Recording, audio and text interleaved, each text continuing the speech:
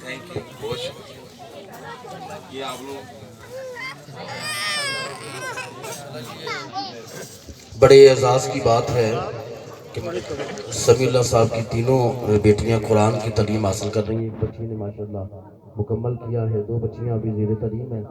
تو یہ بڑے اعزاز کی بات ہے کہ قرآن اور صاحب قرآن کے ذکر میں الحمدللہ لگی ہوئی ہیں.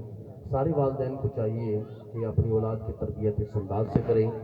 تو میں انشاءاللہ العزیز جیسے مجھے حکم ہے شاہ صاحب پڑھیں گی اور مختصر سی میری حاضری ہے، اور فیضان صاحب اگر تشریف لے آئے ہیں، فیضان صاحب کے لیے مجھے حکم تھا کہ وہ چند اشعار پڑھیں گے.